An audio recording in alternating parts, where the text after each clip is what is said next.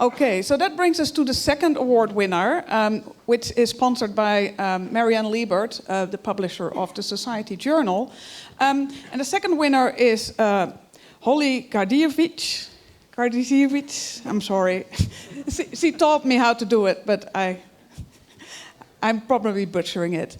However, Holly has been focusing on inherited polyglutamine diseases since her PhD studies at the University of Minnesota, and she has obtained her PhD in 2006. She then did a postdoc with Don Cleveland, and then furthered the work at Ionis. She is currently the executive director in the Neuroscience Drug Discovery Department of Ionis, and there leads a team focusing on AON therapy development for neurodegenerative diseases. And this has resulted in currently ongoing trials for ALS, Alzheimer, Parkinson, and Huntington. And I think with this track record, you're a very well-deserving winner of the Young Investigator Award. Holly, the floor is yours. Thank you. All right, thank you. Thank you very much for this honor and for the opportunity to share with you today some of the work that I've had the privilege to be a part of. All right, so let's see if I can do this. Which way do I point? There we go. Okay, so at Ionis Pharmaceuticals, we have a very active neurology program. We actually have 2 drugs approved in this space, one for a systemically delivered oligonucleotide that targets TTR for the treatment of transthyretin amyloidosis, and also a centrally delivered oligonucleotide, and this is Spinraza for the treatment of spinal muscular atrophy. Now, I'm not going to be talking about Spinraza today, but if it's not something you're familiar with, I highly recommend you looking it up. It's a really incredible story and example of the power of what oligonucleotide therapeutics can do within the CNS. So today what I will be talking to you about is our RNase H oligonucleotides that are being delivered to the central nervous system for treatment of neurodegenerative diseases. And the reason for focusing on oligonucleotides that lower their target RNA is really because there is a whole class of diseases within the central nervous system, these neurodegenerative diseases, that are caused by a toxic gain of function. And these include diseases like SOD1-mediated ALS and prion disease, so some rare diseases, to much more common diseases like Parkinson's disease and Alzheimer's disease. And in all instances, there's evidence of a toxic protein that misaccumulates or mislocalizes, and that leads to the neurodegeneration. So our therapeutic concept is extremely simple. We prevent the production of these toxic proteins before they ever have a chance to damage the brain. And hopefully by doing that, we can have a really tremendous benefit to patients suffering from these really horrible diseases. So the oligos that we use for our CNS applications are 18 to 20 mers in length, base pairs in length typically. They have often our Mo modifications to the sugars and phosphathiate modifications strategically placed throughout. We use a gapmer design to engage RNase H, and what I mean by this is we have the Mo modifications on the wings with the deoxynucleotides throughout the center to allow for engagement of RNase H. So our oligonucleotides, and Bruno introduced this already quite nicely, so I'll just do this quite quick. We deliver them intrathecally. The reason for this is our CNS, our brain, has a very complex system for protecting itself. It's called the blood-brain barrier. When we deliver oligonucleotides systemically, they do not cross that blood-brain barrier. So what we do to get around this, to circumvent this, is we deliver them directly to the cerebrospinal fluid, and we do that through an intrathecal injection. Now, this cerebrospinal fluid bathes the brain and spinal cord and allows our oligonucleotide to gain access throughout the CNS.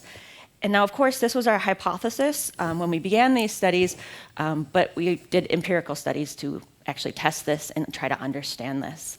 And so for this next little bit, I'll show you some highlights from some of the experiments that we did to really try to understand the oligo delivery throughout the central nervous system.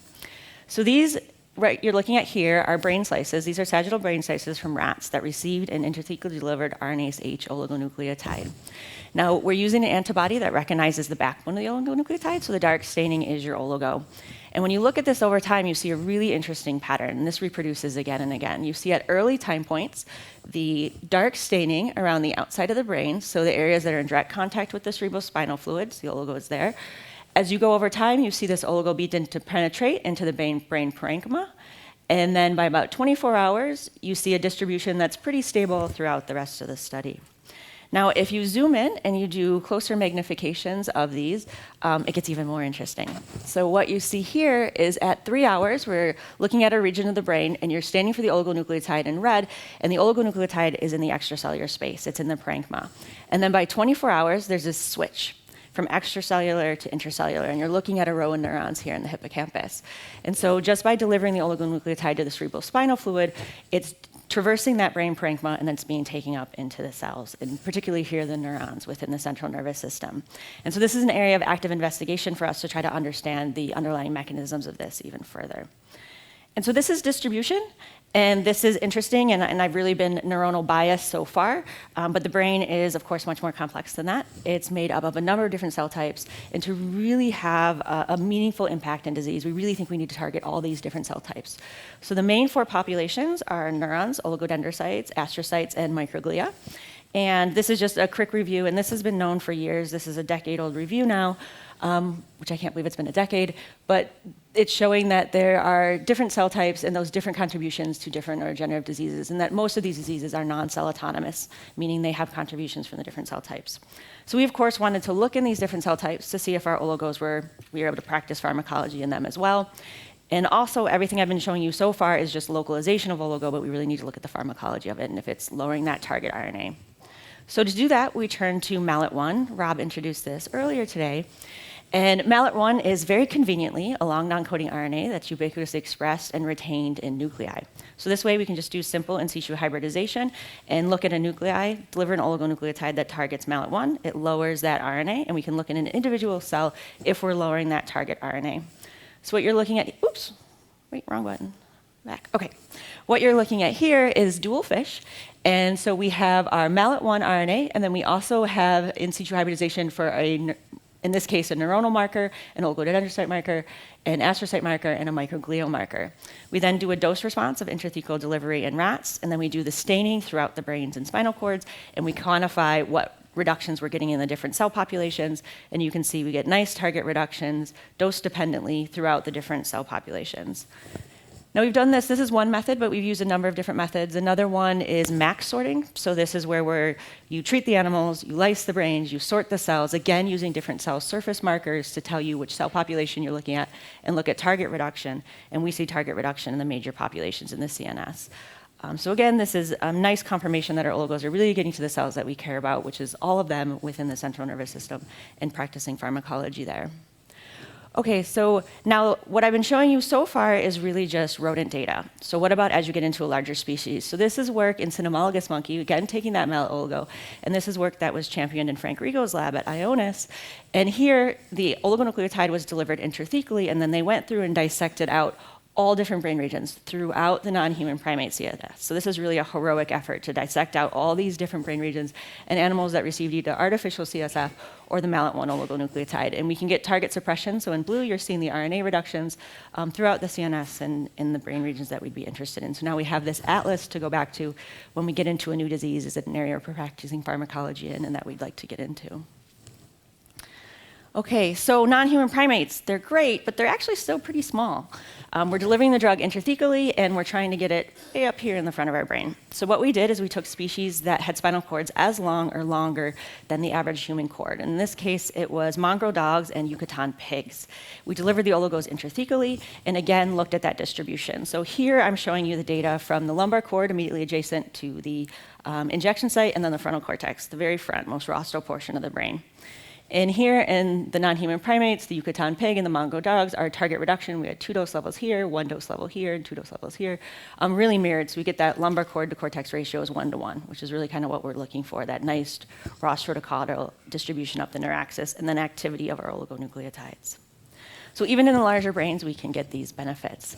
And now this data that I've shared with you is really data after we had begun to optimize the system. And it's not that simple. Turns out you can't just go up to a species and intrathecally successfully deliver drug. There's a lot of optimization that goes behind that. And so I wanted to show you guys an example of that. And so I chose one example of some of the work that we did to optimize delivery. And I chose this example for 2 reasons. One, because it could be broadly applicable to other modalities that other people are studying here. It also nicely highlights that a very subtle change in how you do your dosing paradigm could have a big, quite dramatic effect in the pharmacology that you see. And so in this study, it's again cynomolgus monkeys, and we took an oligonucleotide and we gave it at a single dose, but 2 different dose volumes. And so we either had a 0.8 dose volume or a 2 mil dose volume. And then we looked at the kind of activity that we got.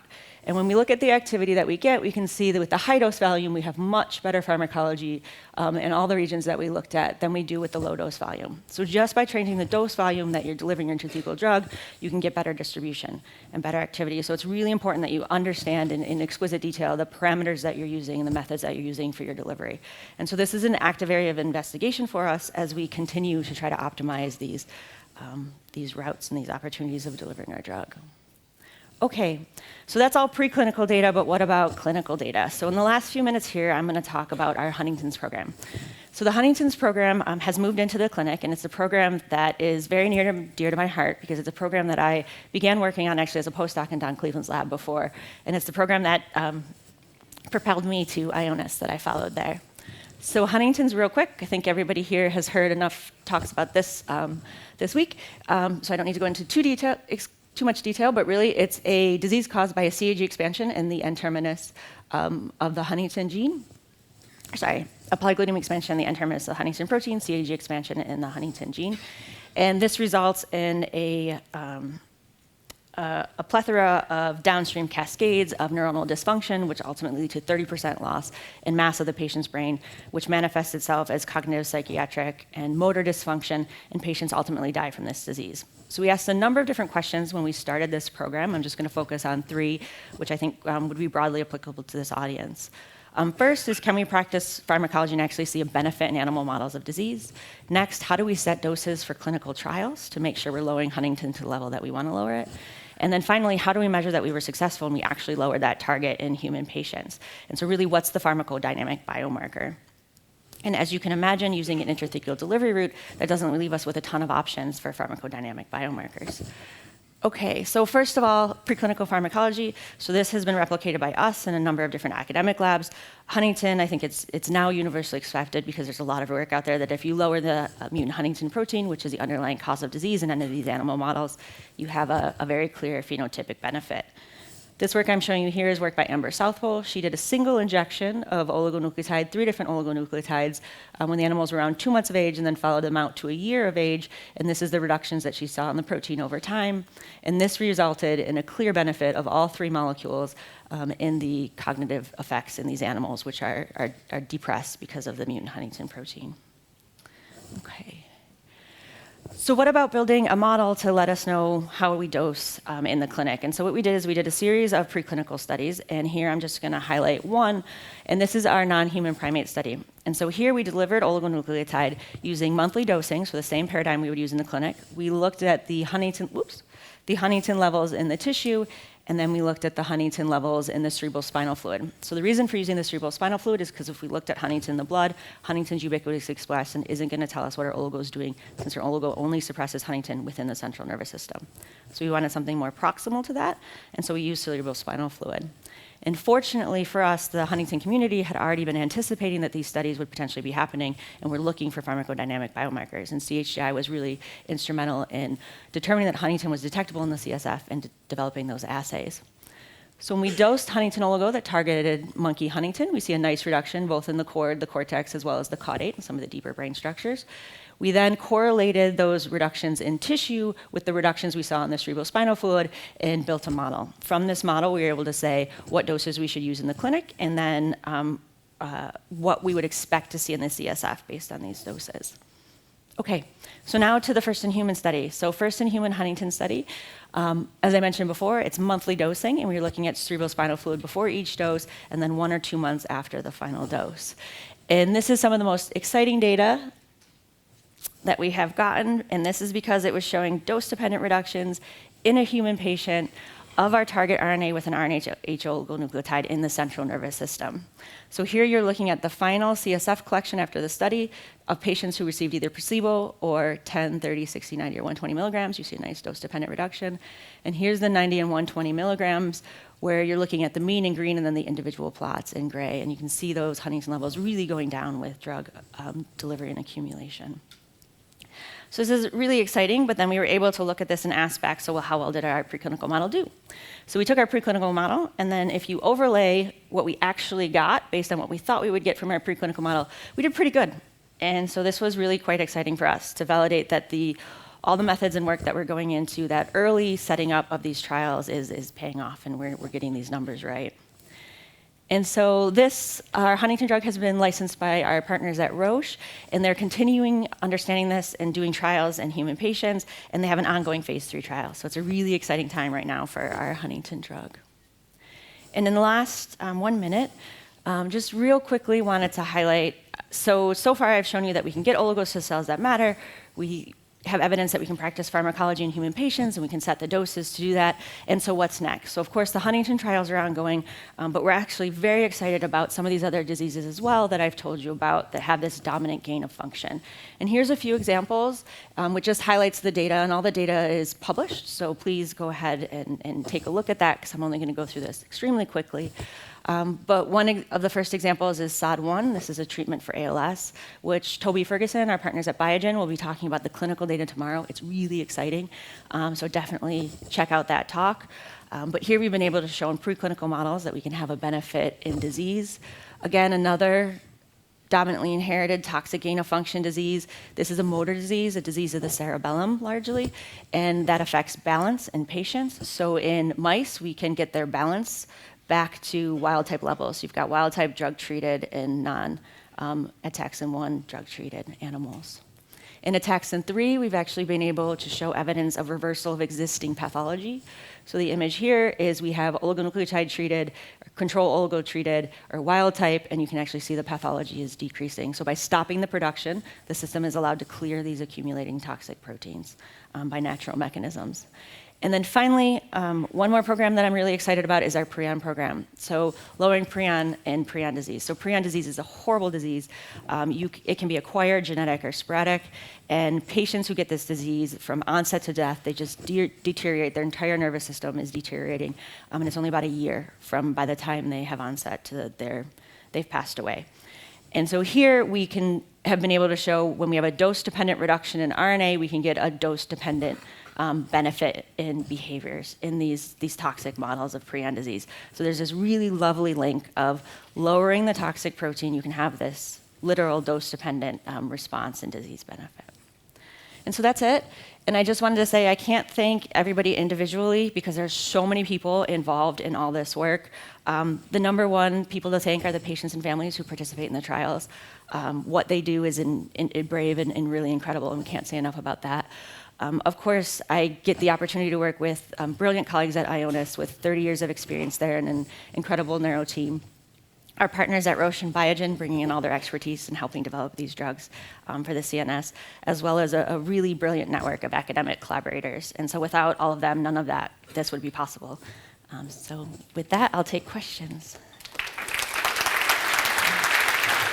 Sorry. Okay, thank you very much, Holly. Are there questions for Holly? Yes, there's one already. So thank you, very interesting. Yeah. So I was interested in this dose volume thing. Do you give the infusion at the same rate, or what do you think actually is the mechanism? Yep, so it's a bolus injection, so it's not an infusion, so it's just a bolus injection over about 1 minute. So the rate is the same, it's 1 minute for both, but it's either a 0.8 or a 2 mil. And why do you think there is this difference? So we're trying to sort that out now. So it could be a Cmax effect, and it could also be something as simple, Occam's razor, is that the small amount that leaks out for intrathecals is the same with every administration, and so you're losing a bit more when you do the lower Vos amount. That's the high. Yeah. When you talk about prion disease, do you refer to Creutzfeldt-Jakob disease, or Yep. what is it? Yeah, so the prion disease that we're looking into, there's both the genetic cases where we know who the carriers are, so you could potentially treat them pre-symptomatically, as well as the sporadic cases. And one of the really cool things that our collaborators have done with prion disease is they've dosed oligonucleotide. inoculate the animal. So for people who don't know, prion disease can be acquired. So you can be exposed to this misfolded prion, then it misfolds your endogenous prion. So what you can do in mice is you can inject this misfolded prion, and it spreads throughout the brain and kills the mice in about 150 days. And so we've injected oligonucleotide now at different time points, creeping all the way up to about a week before the animals are going to die from CJD, and we can still have a benefit in disease a week before. And so it seems like, which is incredible, nobody thought that we could do this. We didn't think that this was going to happen. But it really gets back to that. If you lower the substrate, if you lower this toxic protein, how dramatic an effect you can have in these models. So what's the target you're going after? Prion itself. Yeah, but I mean, what's the gene for the prions is, So various proteins. so there's two different types of prion disease. There's prion disease that's caused by misfolding in prion protein itself. So it's that subset of disease that we'll be going after, and that contains CJD. There's also prion disease in terms of tauopathies are considered prion diseases, synucleinopathies are considered prion diseases, and for each one of those diseases, you have to go after the misfolded protein. So in those cases, we're going after tau for the tauopathies, alpha-syn for the synucleinopathies, and et cetera, et cetera. One last question over there. So the biomarker for Huntington's disease, you're measuring mutant Huntington Yep. protein. Do you see any value in measuring the ratio of mutant versus the total protein? Yeah, so we tried really hard at doing that, and if the assays exist, we would do that. But just to be clear, so these are mutant Huntington, so we're looking at mutant Huntington, which is the target we care about. You can't do wild-type Huntington protein because the only difference between the mutant and the wild-type is that expansion. Yep. So you can do mutant and you can do total. All the current assays for Huntington out there right now for total Huntington say less femtomolars of Huntington than if you look at the mutant Huntington in patients. So we take the same CSF sample, we run it on the mutant assay, we run it on the total assay. There's more mutant than there's total. It's not possible because total is supposed to be measuring both. Yeah. And so we don't trust the total assays right now. And so I would never express it as a ratio because a ratio isn't going to tell you what's happening. I'd want to see femtomolars of the total Huntington assay and femtomolars of the mutant Huntington assay, and then make comparisons. Well, the antibodies are different, which are used for both copies, so you won't get the same values. But if it you're should be measuring- but you're comparing your control patients with the treated patients. Yeah, but you So should be, in that- for total Huntington, if it's measuring total, you shouldn't have more of that than mutant because all the mutant should be in that total. So it makes sense that they're different, but doing ratios it just seems like sloppy science to me, so we haven't done it. All right, thank you. Yeah. Thank you very much. Thank you. Thank you so much. Okay.